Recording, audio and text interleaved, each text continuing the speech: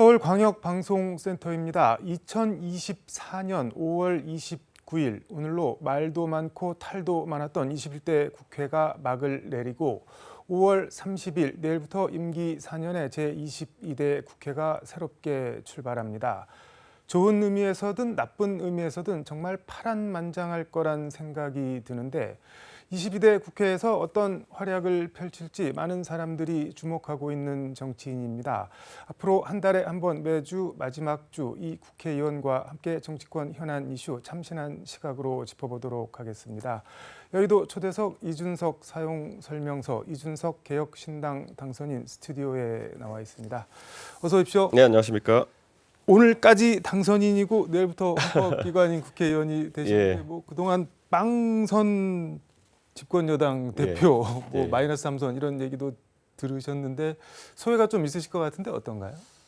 그렇죠. 사실 제가 정치를 쉽게 하려고 했다면은 조금 더 순탄한 길을 가려고 했다면은 뭐 의정 활동을 하는 시기가 땡겨졌을 수 있겠습니다. 하지만 지금까지 제 스타일 방식을 유지하면서 그리고 또 바른 소리 하면서 이렇게 정치하려고 하다 보니까 좀 돌아서 고생길을 거치면서 왔습니다. 갤럽 여론조사 보니까는 22대 국회 의정 활동 가장 기대되는 당선인 뭐 조국 대표랑 좀 우리 이준석 당선인 뭐 1, 2 이렇게 앞에 있던데 사람들이 뭘 기대하는 걸까요? 이준석 당선인한테? 아무래도 지금까지 제가 뭐 방송이나 아니면은 또 당 대표하면서 보여줬던 모습들에 얹어가지고 과연 국회의원으로서 이제 권한이 좀 생기는 거 아닙니까? 예를 들어 자료 제출 요구권이라든지 이런 것들이 생겼을 때 어떻게 더 정확한 지적들을 해내고 또 그리고 비전을 제시할 수 있을지 그런 것들을 기대하고 계신 분들이 많은 것 같습니다. 어디 기사 보니까는 국민의힘 의원 20명보다 이준석 1명이 더 셀 거다 뭐 이런 것도 있더라고요. 아이고 실제로 그렇게 되었으면 좋겠습니다. 근데 아직까지 그거는 뭐 지켜봐야 되는 것이기 때문에 두고 보겠습니다. 의정 활동 얘기는 좀 뒤에 더 하고 윤 대통령이 거부권 행사한 최상병 특검법이 어제 제의안 부결이 됐는데 재석 294명, 찬성 179, 반대 111, 무효 4명. 부결 이거 어떻게 보셨나요? 저는 뭐 솔직히 말하면은 그것보다는 나은 수치. 그러니까 저 국민의힘에서 어느 정도 이탈표가 있을 거로 예상했습니다만은 실제로 표결 결과는 그렇지 못했습니다. 그렇기 때문에 국민의힘 입장에서는 지금 뭐 무엇을 지키려고 하는지 모르겠지만은 그 지키는 것에 급급해서 국민들에게 큰 실망을 안겨줬다 이렇게 말씀드릴 수 있을 거고요. 저희가 봐야 될 것이 그런다고 막힐 사안이 아닙니다. 그러니까 최상병 특검에 찬성하는 여론이 상당히 높게 나오고 있고 무엇보다도 최근에 여러 단독 보도를 통해 가지고 대통령의 경로에 대한 진실 그리고 실제로 그러면 왜 이렇게 박정훈 대령을 탄압하는 지경에까지 이르렀느냐 이거는 사실 지금 많은 사람들이 고개를 갸우뚱하고 있는 지점이거든요. 그래서 이 진상 규명을 위한 목소리는 갈수록 커질 것이다. 그리고 어제 그런 표결을 했기 때문에 국민들의 여론도 다시 한번 이 표결을 하기 위해서는 패스트트랙이나 이런 절차를 빠르게 밟아나가는 게 중요하고 그래서 지금까지 민주당이 말했던 것처럼 법사위원장을 민주당이 가져가는 것이 옳다는 주장 쪽에 조금 더 힘이 실릴 수 있게 됐습니다. 그래서 국민의힘 이번에 전체적으로 한 번 어떻게 막아냈을지는 모르겠지만은 국회 운영에 있어가지고는 수세적인 입장이 될 수밖에 없다 이런 생각입니다. 뭐 자충수 부메랑이 될 거다 그런 말씀인 건가요? 그렇죠. 법사위원장을 이제 민주당이 가져가겠다는 이야기가 사실 다수당 입장에서 좀 무리수라는 얘기도 있었지만은 이렇게 되면은 국민 다수가 좀 그런 방향으로 반응하게 되지 않을까라는 생각하게 됩니다. 근데 특검 이게 뭐 막힐 사안이 아니다라고 했는데 어쨌든 지금 21대 국회가 다 끝나는 마당이고 낙천낙선한 의원들이 50명이 넘는데도 이탈표 뭐 거의 없이 막아냈는데 22대 국회 새로 시작하는 마당에 가능할까요? 과거에 박근혜 대통령이 2016년 총선 이후에 많은 사람이 낙선하고 나는데 2016년 총선 이후에 친박 위주로 공천이 됐기 때문에 흔들리지 않을 것이다. 수는 적지만 그랬지만은 결국은 2016 말부터 벌어진 그 탄핵과 국정농단 수사의 와중 속에서 절반 가까운 그 당시 새누리당 의원들이 이탈했거든요. 저는 결국에는 아무리 지금 소위 윤핵관 공천을 해서 짠물을 만들어놨다 하더라도 국민들의 어떤 그런 열망이 거세지면 거세질수록 국민의힘 의원들도 버티기 어려울 거다 이런 생각합니다. 무엇을 지키려고 하는지 잘 모르겠지만이라고 말씀을 하셨는데 네. 뭐 일각에서는 김건희 여사 특검법이나 혹시 만에 하나 탄핵안 대통령 탄핵안 같은 게 뭐 얘기가 나오고 그러면은 그거 막아내려고 이번에 예행 연습 세게 한 거다 뭐 이렇게 얘기하는 사람들도 있던데요. 근데 저희가 이거는 인식이 잘못된 것이 사실 오히려 지금 이런 면에 있어가지고 네. 좀 유화적인 제스처를 보내고 하는 것이 네. 여론 형성에 좋은 것이지 최상병 특검부터 막아 세우는 판에 그럼 그 다음에 뭐가 올라더라도 여론이 좋아지지 않거든요. 그래서 저는 상당히 국민의힘이 오판하고 있다 이런 생각입니다. 서울대에서 한 130분 가량 영어 강연을 했는데 여기서 한국 과학에 임박한 위협과 의대 증원 얘기를 하면서 some stupid person이라고 했는데 네. 어떤 뭐 멍청한 사람, 어떤 바보 같은 사람 이게 윤석열 대통령을 지칭한 거 아니냐 뭐 이런 논란인데 그렇습니다. 저는 의대 증원 논란이나 이런 것들도 네. 그렇고 굉장히 멍청한 행동을 했다고 생각하거든요. 예, 실제로 지금 오도 가도 못하는 상황에 껴 있습니다. 저는 지금 매번 이제 보건복지부나 아니면 이런 데서 뭐 협박 아닌 협박, 위협 아닌 위협만 전공의들에 날리고 있고 전공의들은 미동도 하지 않고 있고 실제 피해를 보는 거는 진료를 받는 국민들이 돼버렸고 이 모든 걸 시작한 것은 대통령이 도대체 어떤 의사결정 과정을 거치는지도 모른 그런 의대 증원을 총선 직전에 터뜨려 버리면서 이렇게 된 거거든요. 그러니까 총체적으로 멍청한 행동이죠. 근데 숫자를 늘려야 된다는 거는 여론조사상 지지하는 게 더 많은데 그건 어떻게 보세요, 그러면? 그러니까 이런 겁니다. 대통령이라는 사람이 여론에서 강한 지지를 받는 것 네. 정책들을 모자이크식 아니면 또 프랑켄슈타인식으로 모아가지고 그런 걸 발표하면서 정치해 나가려고 하면은 나라는 흔들릴 수밖에 없습니다. 예를 들어 지금 여론만 가지고 따질 것 같으면은 가가지고 세금 폐지하겠다 그러면은 80% 이상 지지율 나올 겁니다. 근데 이게 그것과 비슷한 사안이라고 보시는 건가요? 저는 그런 식으로 예를 들어서 저희가 뭐 양도세 폐지한다. 네. 아니면 뭐 증권 거래세 폐지한다. 뭐 이러면 우선 그런 거는 지지율이 7, 80 나올 수밖에 없어요. 근데 그렇다고 해서 그 정책이 옳은 정책이냐 이것을 완벽하게 갈라주는 것은 아니라 보거든요. 네, 저는 그렇기 때문에 의대 증원 문제 같은 경우에는 국민들이 이제 겪어보니까 의대 증원했을 때 이런 위험 요소들이 있구나라는 것을 알고 그 당시에 여론이 형성해야지 그게 합리적인 여론인 것이지 그때는 뭐 늘리면 좋겠지 뭐 이 정도의 대중적 인식 속에서 그런 조사를 했다는 것이 결코 무슨 정책의 정당성을 부여하는 것이 아닙니다. 그럼 가령 지금 말씀하신 의대 증원 지지 이거는 뭐 전후 맥락을 잘 모르는 상황에서 뭐 지지를 했다는 그런 말씀인 것 같은데 그런 지지랑 그럼 최상병 특검 지지랑 이런 거는 어떻게 받아서 구분을 해야 되나요? 그러면? 저는 최상병 특검 같은 경우에는 어쨌든 특별 수사라는 거는 특별 검사의 수사라고 하는 거는 의혹이 이미 제기된 사안에 대해 가지고 지금 현재 존재하는 공수처라든지 검찰의 수사가 미진했을 때 아니면 경찰 수사가 미진했을 때 저희가 제시할 수 있는 보안 카드인 것이고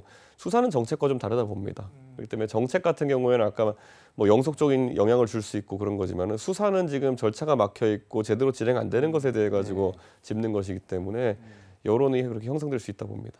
근데 다 떠나서 대통령을 stupid person이라고 지칭 멍청한 사람 이렇게 지칭한 건 뭐랄까 좀 과도하다 버릇없다 뭐 이런 비난이 있을 수도 있을 것 같은데. 글쎄요, 저는 대통령이 멍청하다는 평가가 그렇게 할 수 없는 평가인가 싶습니다. 저는 멍청한 선택을 했던 것이거든요.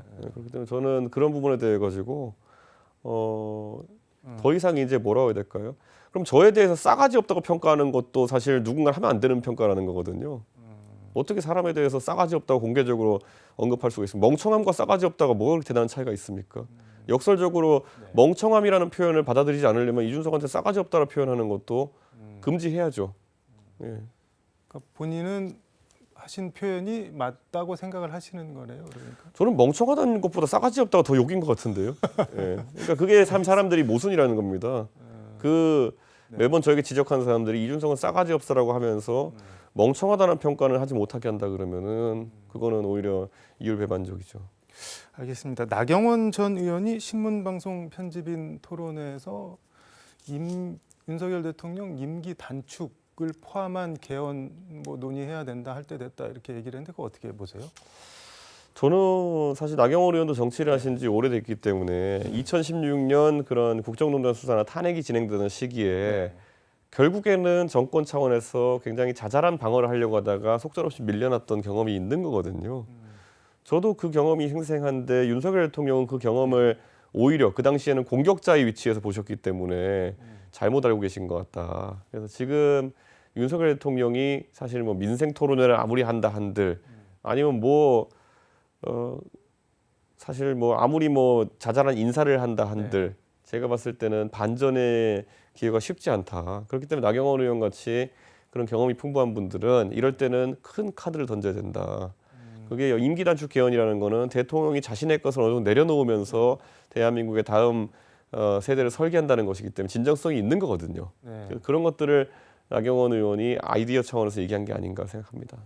근데 임기 단축 개헌 이거는 뭐 박지원 전 국정원장이나 조국 대표 같은 야권 인사들이 요구를 하는 건데 뭐 윤상현 의원 같은 경우는 뭐 이거 조기에 윤석열 정부 끌어내리기 위한 뭐 선동 프레임이다 말려들면 안 된다 뭐 이렇게 지적을 하던데 그런 거는 어떻게 보세요?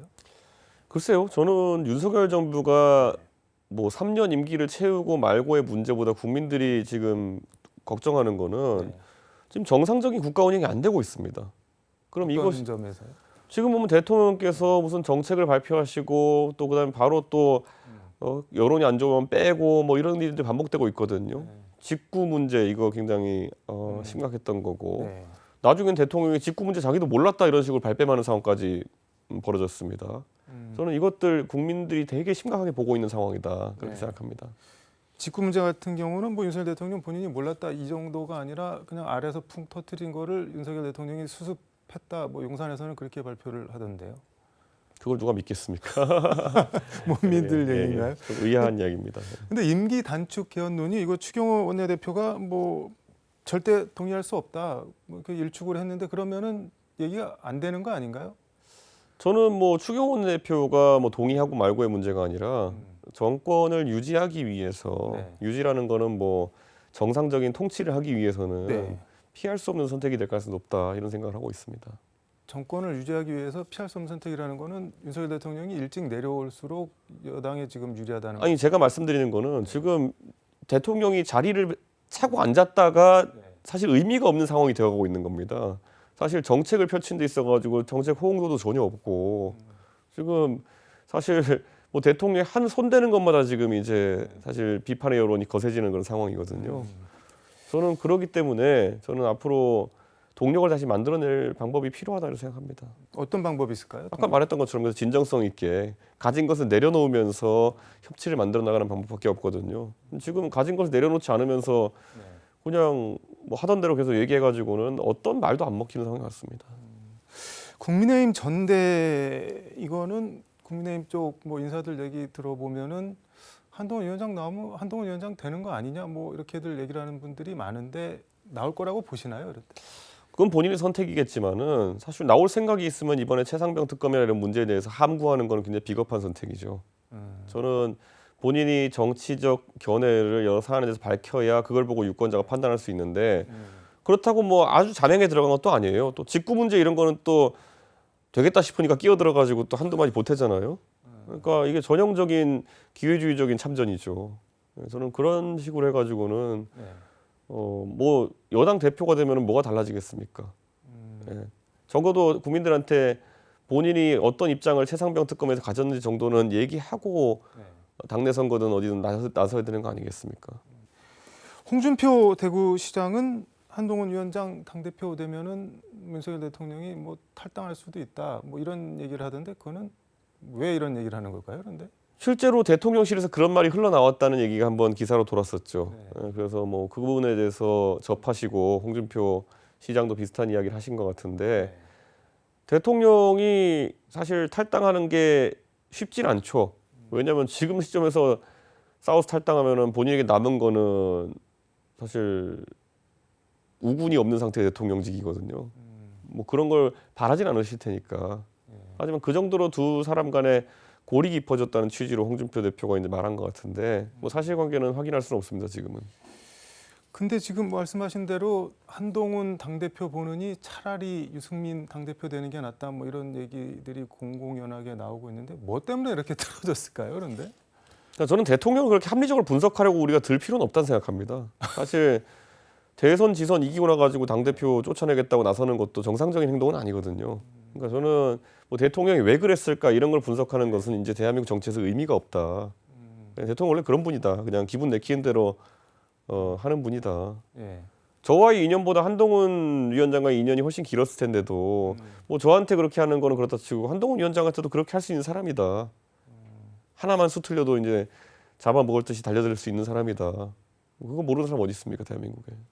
아니 근데 분석이 안 되면 예측도 못하고 뭐 조언이나 뭐 이런 것도 전혀 불가능해지는 거 아닌가요? 그러면은? 그래서 대한민국 국민들이 지금 사실 그런 거 예측하고 조언하는 거 크게 의미가 없다 생각하기 때문에 이제 윤석열 대통령에 대한 비판 여러 번 높아지는 것이고 혹자는 뭐 김건희 여사에 대해서 어떤 문제를 해결하면은 윤석열 대통령의 지지율이 반등하는 거 아니냐 이런 얘기하는데요.